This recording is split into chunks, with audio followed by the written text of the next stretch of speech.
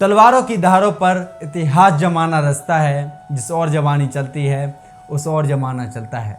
नमस्कार दोस्तों, ये इंस्पायरिंग स्टोरी है बिरसा मुंडा की, जिनका जन्म 15 नवंबर 1875 को रांची के उलहतू स्थान में एक आदिवासी समुदाय के बीच हुआ।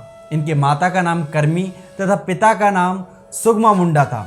वहीं आदिवासी समुदाय के बीच ही इनका पूरा परिवार एक बांस की झोंपड़ी बनाकर रहता था।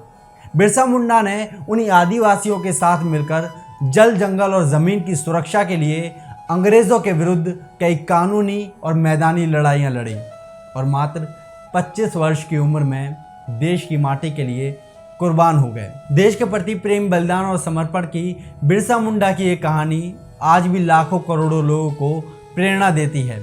आज भी कई गांव ऐसे हैं जहां बिरसा मुंडा को बिरसा भगवान कहा जाता है, उनकी भगवान की तरह पूजा होती है। तो वहीं दूसरी ओर एक बहुत बड़ा वर्ग ऐसा भी है जो इनका नाम तक नहीं जानता, और इसमें उस वर्ग का कोई दोष नहीं, इसमें दोष है हमारी शिक्षा व्यवस्था का, जहां आज भी बिरसा मुंडा को वो सम्मान नहीं मिला जो इन्हें मिलना चाहिए था। बिरसा मुंडा बचपन से ही बड़े गंभीर, संवेदनशील और मेहनती थे। उनका पूरा परिवार कृषि के अलग अलग कार्य करके अपना गुजारा करता। बिरसा मुंडा जंगलों में गायों और भेड़ों को चराने जाया करते और इसी वक्त वो बांसुरी बजाने का अभ्यास भी किया करते। धीरे धीरे बिरसा मुंडा बांसुरी बजाने में इतने प्रवीण हो गए कि जब वो बांसुरी बजाते तो आसपास के गांवों में उनकी मुरली की मधुर तान लोगों के कानों में रस घोल देती और अब लोग उन्हें उनकी मुरली की धुन से भी जानने लगे थे।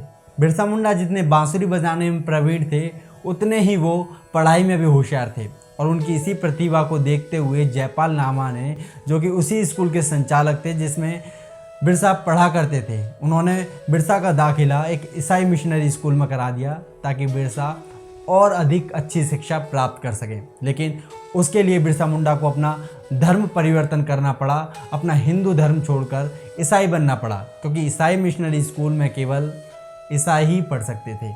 लगभग 15 वर्ष की आयु में बिरसा मुंडा का संपर्क वैष्णव भक्त आनंद पांडे से हुआ, जो सत्संग किया करते थे। उनकी बातों का, उनके प्रवचनों का बिरसा पर गहरा प्रभाव पड़ा, जिसके बाद इन्होंने रामायण, महाभारत और भगवत गीता का खूब अध्ययन किया और इसके बाद बिरसा को हिंदू धर्म की महत्वता, उसकी प्राचीनता और उसकी आवश्यकता समझ में आई और फिर इन्होंने अपना ईसाई धर्म त्याग कर वापस हिंदू धर्म अपना लिया और अब उन आदिवासी लोगों को जागरूक करने लगे जो अपना ईसाई धर्म त्याग कर हिंदू धर्म अपना चुके थे। जब बिरसा मुंडा आदिवासियों को संबोधित करते हुए हिंदू धर्म की महत्वता, उसकी प्राचीनता, उसकी गंभीरता को बताना शुरू करते तो गांव के गांव उनकी बातों से प्रभावित होकर अपना ईसाई धर्म त्याग कर हिंदू धर्म को अपनाने लगे।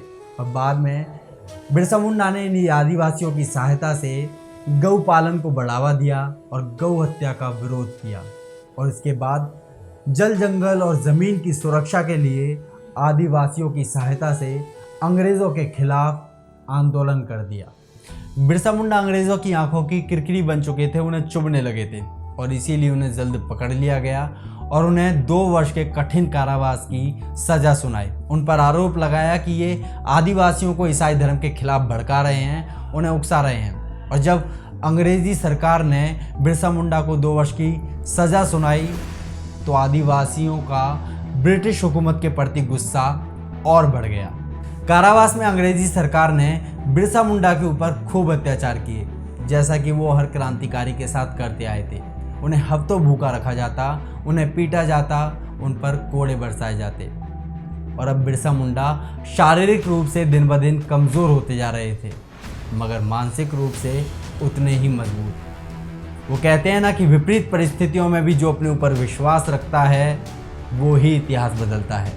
और अब बिरसा मुंडा ने भी ठान लिया था कि इस अंग्रेज़ी हुकूमत को भारत से बाहर खदेड़ कर ही दम लेंगे। 2 वर्ष का कठिन कारावास पूरा करके जब बिरसा मुंडा वापस लौटे तो उनका विज़न क्लियर था, अंग्रेज़ी सरकार को भारत से बाहर करना।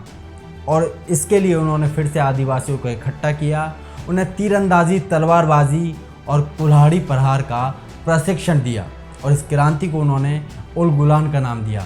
उल गुलान का अर्थ होता है उथल पुथल, उल गुलान अपने हकों के लिए, उल गुलान शोषण के खिलाफ, उल गुलान अत्याचार के खिलाफ, जल जंगल ज़मीन और अपने हकों की लड़ाई में इस बार अंग्रेज़ आमने सामने थे।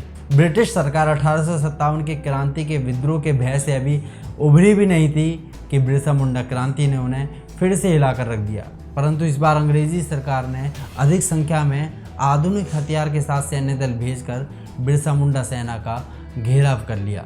बिरसा मुंडा के आधे से अधिक साथी अंग्रेज़ों से लड़ाई करते हुए शहीद हुए और बाकी साथियों को कारावास में डाल दिया गया। बिरसा मुंडा को पहले से भी अधिक कठिन कारावास की सज़ा हुई और इसी कारावास में 9 जून 1900 को मात्र 25 वर्ष की आयु में अनेक अत्याचारों से लड़ते हुए बिरसा मुंडा शहीद हुए। कहा यह भी जाता है कि उन्हें खाने में जहर दे दिया गया था, जिस वजह से उनकी मृत्यु हो गई और इस तरह से एक और क्रांतिकारी का नाम इतिहास के पन्नों में दर्ज होकर रह गए।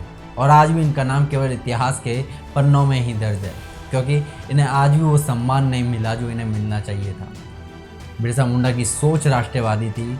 बिरसा मुंडा ने अपना सारा जीवन हिंदुत्व की रक्षा के लिए न्यौछावर कर दिया। नमन है ऐसे वीर क्रांतिकारी, हिंदूवादी, राष्ट्रवादी बिरसा मुंडा को।